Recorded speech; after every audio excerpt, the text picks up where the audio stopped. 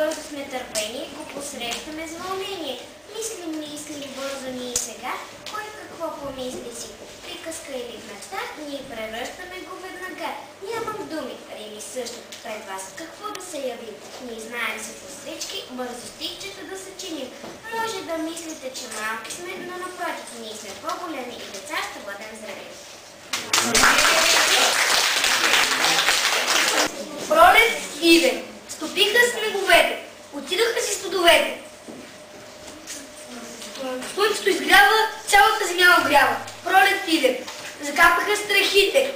Излязоха пчелите. Поникнаха кукичката, закичаха с тях мъжката. Дойде първият пролетен гост, нашия обичан кост. Гората се оживи, вече не и се спи. Пролет иде. И това аз го написах съвсем сам в чест на този сезон. Браво! Радвам се, че съм при вас, защото от издателката на тези книжки, които някои от вас държат в ръце, знам, че това е много интересно училище с много умни деца и за това не ви правя само комплимент, а наистина се радвам, тъй като може да се вярва на писателката Божана Апостолова, която разбрах, че ви е била на гости скоро. Да. Много ви благодаря. Вие веднага доказахте с тези подаръци, които ми направихте, с тези стихотворения. Ще ги прочета вкъщи, тези, които са в рамчица. Тези, които чух, наистина поздравявам ви, особено момчето, което призна, че съвсем сам го е написал.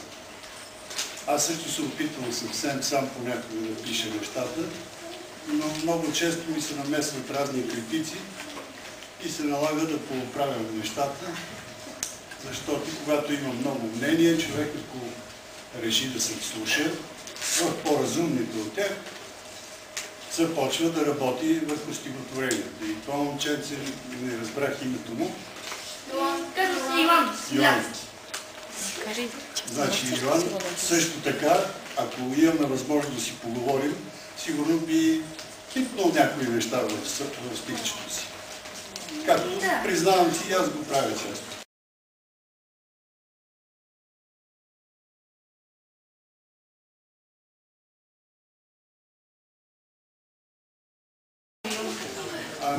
Специално за деца дойде от моя син, когато беше на вашата възраст, дори по-мъниче. Ако искате, вдигайте въпроси, тогава. Аз съм питал отговоря.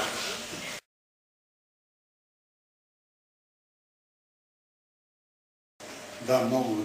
Нещата са наистина преживени. Не толкова даже от мен, колкото от сина ми, от негови приятели, от деца на мои близки, познати, които много често споделят своите истории с мен. А напоследък, тъй като синът ми доста е пораснал, това беше много отдавна, когато отговорих на въпроса ми с какво съм започнал. Сега вече той е много голям, но пък ми се случва да пътувам из страната, където се срещам с деца като вас и много често и те споделят свои истории и ме молят да ги опиша. Доста често изпълнявам тези заръки, а понякога и аз им давам задачки. Да? А коя е първата книга, която написахте от тези три? От тези три. От тези три първата книга е Ние ушмороци. Беше да римувате римите. Римите, да ви кажа, то е още в древността, поезията е възникнала с рими. Вие по-късно, ето на вашата възраст, вече сте се убедили, че има стихове, които се пишат и без рими, свободен стих, така наречен, но от най-древни времена е имало такива поети, пътуващи поети, които са разказвали своите истории,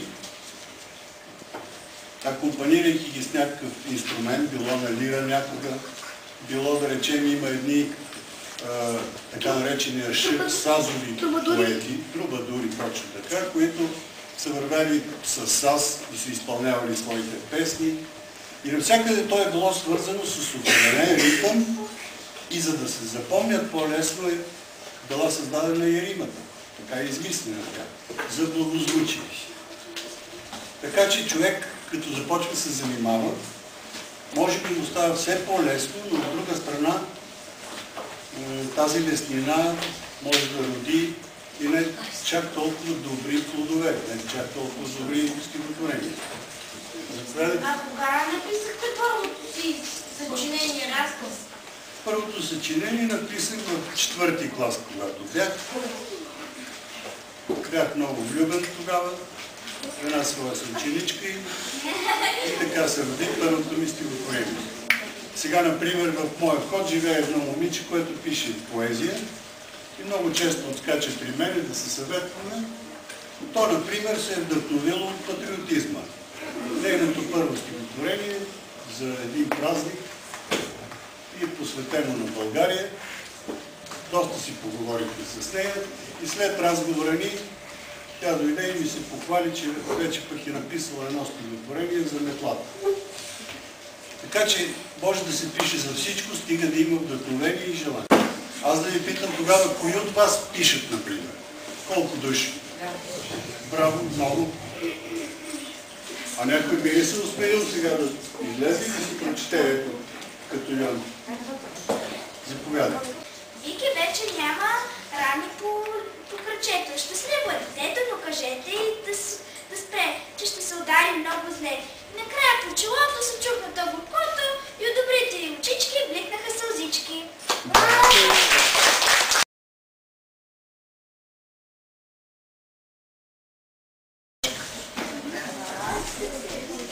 Къде реките, моретата и океаните са сухи?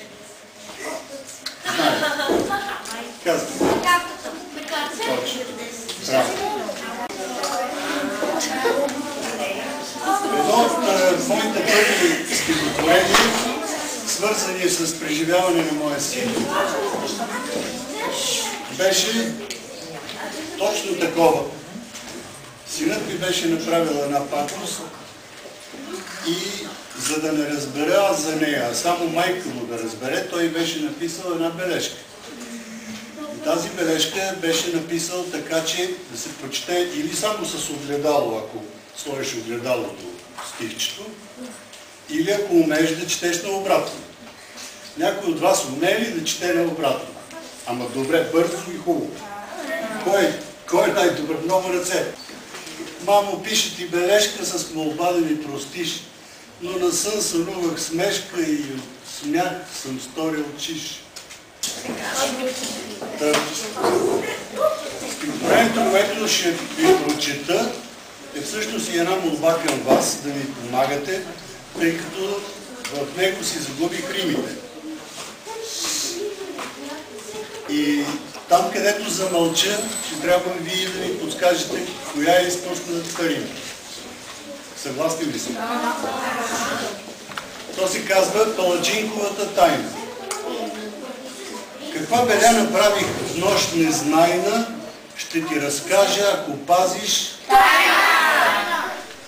Отдавна бяха нашите заспали. На пръсти станах, печката запали.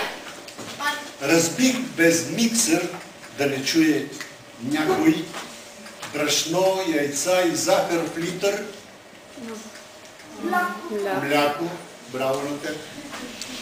Представих си как ям не две купчинки, а цяла планина от Палачинки! Уж гледал бях как мама ги подмята, но първата се плёкна на земята. Подхвърлих още 3, ала не питай.